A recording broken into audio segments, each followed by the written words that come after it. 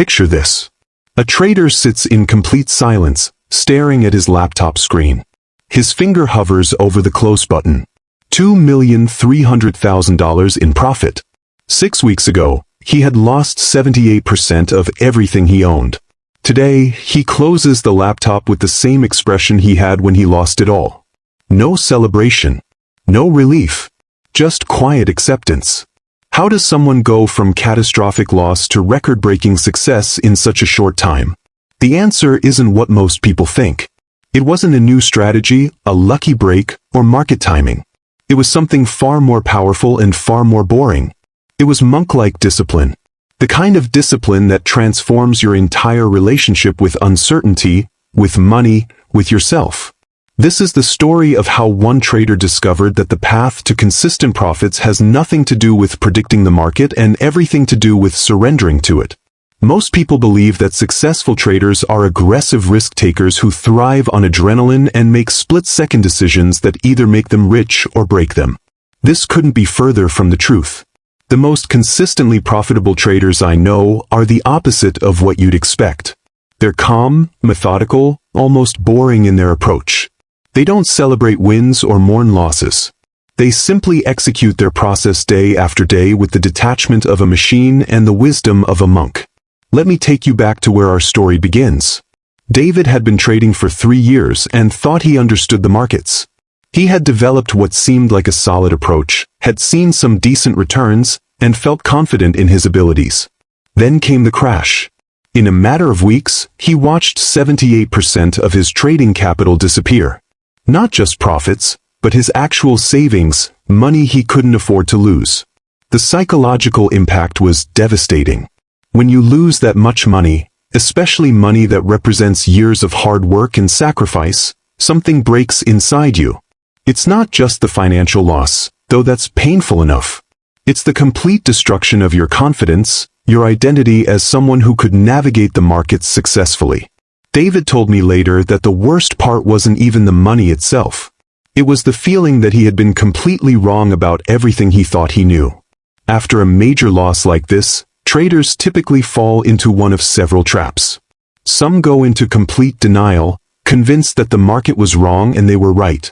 Others seek revenge, increasing their position sizes and taking bigger risks to try to win back what they lost quickly. Many simply freeze, paralyzed by the fear of losing even more. And some quit altogether, deciding that trading isn't for them. David initially fell into the revenge trading category. He started taking larger positions, holding on to losing trades longer, hoping they would turn around. He abandoned his risk management rules because they felt too slow, too conservative for someone who needed to make back such a large amount quickly. But after a few more painful losses, something clicked. David realized that his approach was making things worse, not better. He was operating from emotion rather than logic, from desperation rather than strategy. He needed to completely rebuild his relationship with the markets, starting from the ground up. This is where his real education began. David made a crucial decision. Instead of trying to win back his losses in the same market where he lost them, he pivoted to a completely different approach and time frame. He moved from swing trading stocks to day trading futures, specifically focusing on market structure and price action. But more importantly, he completely changed his mindset about what trading actually was. He stopped trying to be right about market direction and started focusing on being consistent with his process. This shift in thinking is fundamental but incredibly difficult for most traders to make. We're conditioned to think that success means being right, that intelligence equals prediction. But markets don't care about your intelligence or your predictions. They operate on probabilities, not certainties. Every trade you take is essentially a bet within a larger statistical distribution. Your job isn't to be right about any individual trade. Your job is to execute your edge consistently enough times that the probabilities can work in your favor.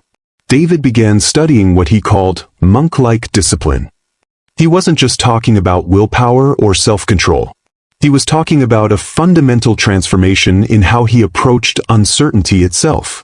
Monks develop discipline not through force, but through understanding and acceptance. They don't fight against the nature of reality. They align themselves with it completely. In trading terms, This means accepting that the market is inherently uncertain and that this uncertainty is not a problem to be solved but a fact to be accepted.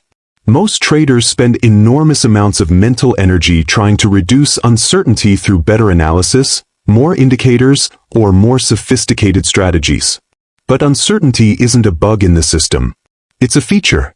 It's what creates opportunity in the first place. If outcomes were certain, there would be no profits to be made. True discipline in trading starts with this acceptance.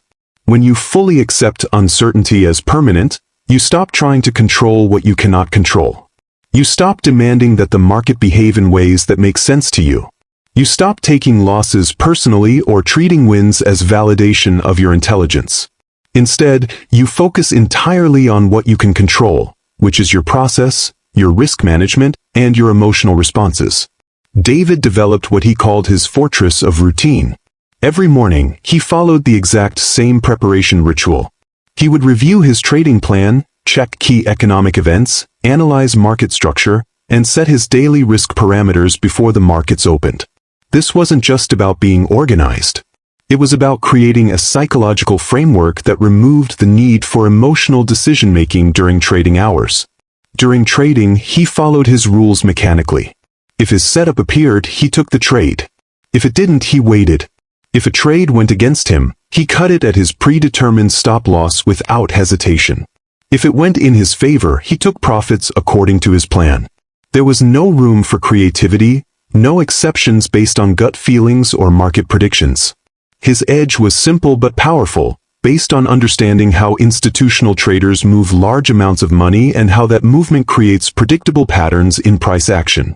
But here's what made David different from most traders who try to be disciplined.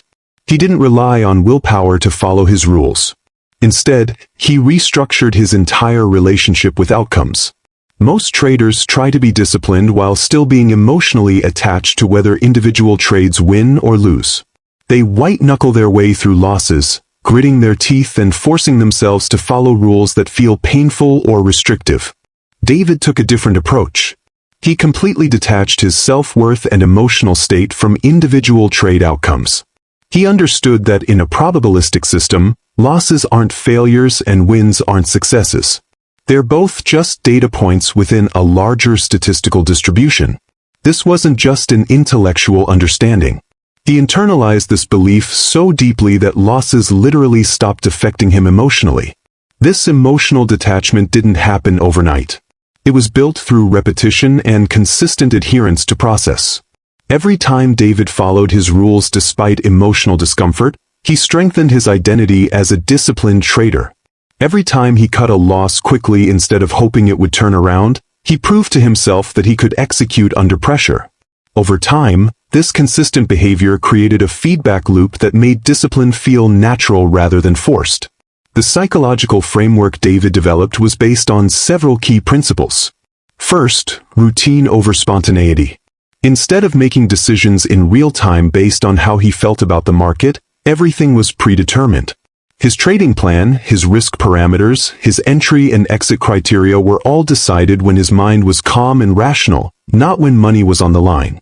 Second, detachment from outcomes. David learned to measure success not by how much money he made, but by how consistently he followed his process. On days when he followed his rules perfectly but lost money, he considered that a successful day. On days when he made money but violated his plan, he considered that a failure. This shift in focus from results to behavior was crucial for developing long-term consistency. Third, journaling and reflection. David kept detailed records not just of his trades, but of his thoughts, emotions, and decision-making processes. He reviewed these records regularly, looking for patterns in his behavior that might be impacting his performance. This wasn't about beating himself up for mistakes. It was about using data rather than emotion to improve his approach. The power of this framework became clear when David faced his first major drawdown after implementing his new discipline. Instead of panicking or abandoning his rules, he treated it as expected variance within his edge. He continued executing his process exactly as before, neither increasing nor decreasing his position sizes based on recent results. The drawdown ended naturally as the probabilities worked back in his favor. This is perhaps the most difficult concept for traders to grasp. Drawdowns are not signs that your system is broken. They are inevitable features of any probabilistic approach to the markets. Even the best trading edges will go through periods where they underperform. The key is to continue executing consistently during these periods rather than making emotional adjustments that disrupt your edge. David conquered 4 specific fears that plague most traders. First, the fear of being wrong. He realized that being wrong on individual trades was irrelevant as long as his overall approach was sound. Second, the fear of missing out on big moves. He accepted that his conservative risk management meant he would miss some large profits, but this was the price of long-term survival. Third, the fear of losing money. He restructured his risk so that any individual loss was truly acceptable, not just mathematically but psychologically. Fourth, the fear of success itself. Many traders unconsciously sabotage themselves when they start making significant profits because they don't believe they deserve success or they fear losing it. The transformation in David's trading was remarkable not because of any single large win, but because of the steady accumulation of small, consistent gains. His average win was modest, his average loss was even smaller, but his win rate was high enough and his risk management tight enough that profits compounded steadily over time. More importantly, his psychological relationship with trading had completely changed. He no longer experienced the emotional roller coaster that defines most traders' experiences. When David finally achieved his breakthrough performance, earning over $2 million in a 6-week period, he felt no different than he had during losing streaks. The money was welcome, but it didn't validate him or make him feel successful. He had already internalized success as consistent process execution, not profit maximization. This psychological equilibrium is what allowed him to continue trading effectively even after achieving life-changing returns. The monk-like discipline that David developed wasn't about becoming emotionless or mechanical. It was about understanding the true nature of trading success and aligning his behavior with that understanding completely. He learned that consistency doesn't come from trying harder or being more disciplined through willpower. It comes from accepting reality as it is rather than as you wish it were. Most traders fight against the probabilistic nature of markets. They want certainty in an uncertain environment. They want control in a chaotic system. They want their intelligence and hard work to guarantee success. But markets don't operate according to our psychological needs. They operate according to their own laws, which include uncertainty, randomness, and extended periods of unpredictable behavior. The disciplined trader doesn't fight against these realities. They surrender to them completely. They build their entire approach around accepting uncertainty rather than trying to eliminate it. They focus on process rather than outcomes. They measure success differently than most people would expect. And because of this alignment with reality, they achieve the consistency that most traders spend their entire careers chasing. David's story illustrates a crucial truth about trading psychology.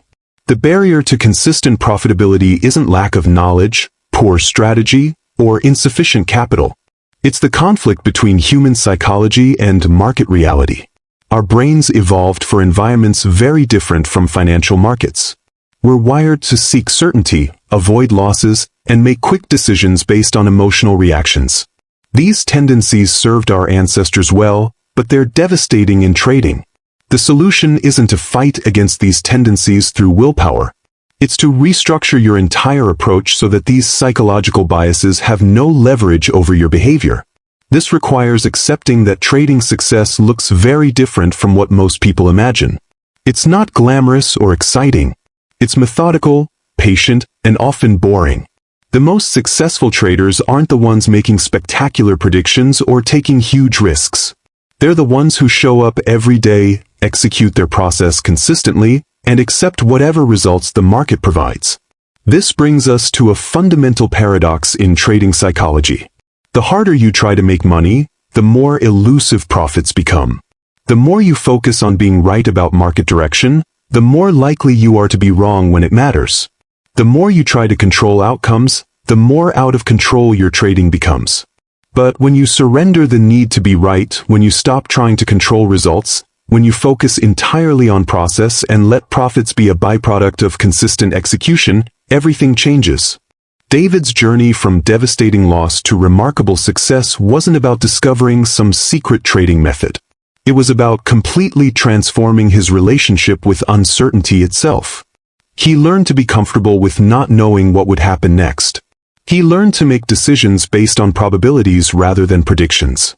He learned that true confidence comes not from being right, but from knowing you can execute your process regardless of what the market does. This transformation didn't just make David a better trader. It changed his entire approach to life. The same principles that created trading consistency also created psychological stability in other areas. When you truly accept that you can't control outcomes, only your responses to outcomes, stress decreases dramatically. When you stop needing to be right about everything, relationships improve. When you learn to think in probabilities rather than certainties, decision-making becomes clearer and more rational. The monk-like discipline that David developed represents a complete paradigm shift. Most people think discipline means forcing yourself to do things you don't want to do. But true discipline is when your behavior aligns so completely with your understanding that force is no longer necessary. You don't have to convince yourself to follow your trading rules. You follow them because violating them would contradict who you are. This level of discipline isn't achieved through motivation or willpower. It's achieved through understanding and acceptance. When you truly understand how markets work, when you fully accept the probabilistic nature of trading, when you align your identity with consistent process execution rather than profit maximization, discipline becomes effortless.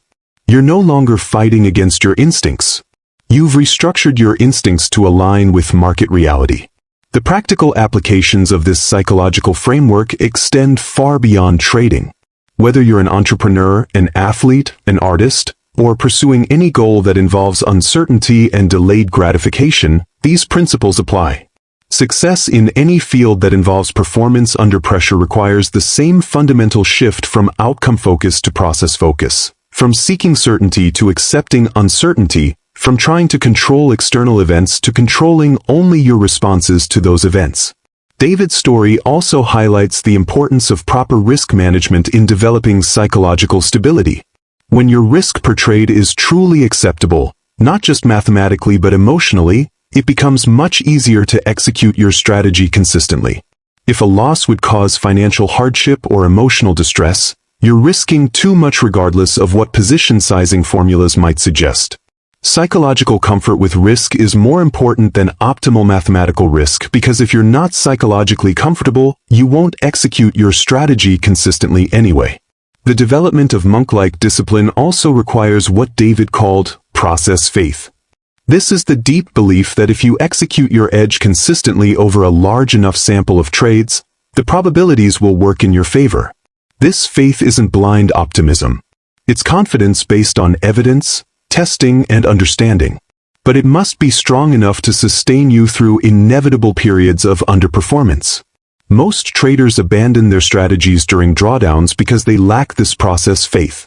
They interpret temporary underperformance as evidence that their approach doesn't work, rather than understanding it as normal variance within a probabilistic system. Process faith allows you to continue executing during these difficult periods, which is often when other traders are making emotional decisions that you can profit from.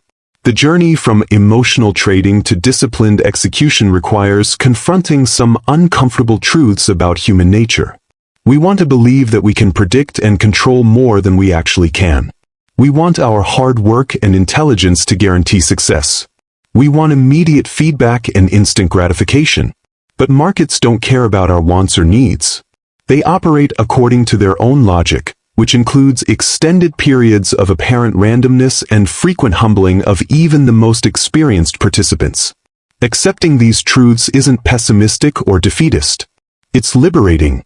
When you stop demanding that markets behave according to your psychological needs, you can finally align your approach with how they actually function. This alignment is what creates the consistency that most traders spend years seeking unsuccessfully. David's transformation from emotional trader to disciplined professional illustrates that trading psychology isn't about suppressing emotions or becoming a robot. It's about restructuring your relationship with uncertainty so that emotional reactions lose their power to disrupt your decision-making. Fear, greed, hope, and excitement are natural human responses to uncertain situations. The problem isn't having these emotions. The problem is acting on them when they conflict with your predetermined strategy. The monk-like discipline that creates consistent trading success can be summarized in a few key principles. First, surrender control of outcomes and focus entirely on controlling your process. Second, accept uncertainty as permanent rather than trying to predict or eliminate it. Third, measure success by adherence to rules rather than by profits. Fourth, develop your edge through understanding and testing rather than hoping or guessing. Fifth, align your risk with your psychological comfort level, not just mathematical formulas. Sixth, build routine and structure that removes the need for emotional decision-making during trading hours. These principles aren't revolutionary or complex, but they're incredibly difficult to implement consistently because they require fighting against basic human instincts. Most people can understand these concepts intellectually but struggle to apply them when real money is at stake and emotions are running high. The difference between understanding and implementation is what separates consistently profitable traders from the majority who struggle with emotional volatility and inconsistent results. As we conclude this exploration of trading psychology and discipline, I want you to consider a fundamental question. What would your trading look like if you were completely detached from the outcome of any individual trade? What decisions would you make if profits and losses carried no emotional weight? How would you approach the markets if your only concern was executing your process with precision and consistency? These questions point toward the psychological transformation that creates long-term trading success. The answer isn't to become emotionless or stop caring about results. It's to care about the right things in the right proportion. Care deeply about following your rules, managing risk appropriately, and maintaining psychological equilibrium. Care less about whether any specific trade makes money, whether you're right about market direction, or whether you maximize every opportunity. The monk-like discipline that made David a millionaire trader isn't a destination you reach. It's a practice you develop and maintain throughout your trading career. Markets evolve, conditions change, and new psychological challenges emerge regularly. But the fundamental principles of accepting uncertainty, focusing on process, and aligning behavior with market reality remain constant. Your journey toward consistent trading success begins with a simple recognition. The market doesn't owe you anything. It doesn't care about your financial needs, your intelligence, or your hard work. It simply reflects collective human behavior in all its complexity and unpredictability. Your job isn't to make the market behave in ways that suit your psychological preferences. Your job is to align yourself so completely with market reality that success becomes inevitable through statistical probability rather than prediction or control. This alignment requires patience, humility, and the willingness to surrender your need to be right about things you cannot possibly know with certainty. But in exchange for this surrender, you gain something far more valuable than occasional large profits. You gain consistency, psychological peace, and the confidence that comes from knowing you can perform under any market conditions. The question isn't whether you have the intelligence or knowledge to succeed in trading. The question is whether you have the psychological flexibility to align yourself with uncertainty rather than fighting against it. Can you measure success by process rather than profits? Can you accept losses as normal rather than treating them as failures? Can you execute your strategy mechanically rather than creatively? These psychological shifts, not technical knowledge or market predictions, determine long-term trading success. David's story reminds us that extraordinary results don't require extraordinary methods. They require extraordinary consistency in applying ordinary principles. The monk-like discipline that transformed his trading wasn't about developing superhuman willpower or emotional control. It was about understanding reality clearly and aligning completely with that understanding. When behavior aligns with truth rather than preference, consistency becomes natural rather than forced. Today, as you continue your own trading journey, remember that every trade is an opportunity to practice this alignment. Every loss is a chance to demonstrate acceptance. Every win is a test of whether you can remain detached from outcomes. Every decision is a choice between acting from emotion or executing from understanding. The discipline you build today, trade by trade, decision by decision, becomes the foundation for the consistency you'll achieve tomorrow. The path to trading success isn't about finding the perfect strategy or timing the market correctly. It's about becoming the type of person who can execute any reasonable strategy consistently over time. This transformation from emotional reactor to disciplined executor is available to anyone willing to do the psychological work required. The question is whether you're ready to surrender what you think trading should be in favor of accepting what it actually is.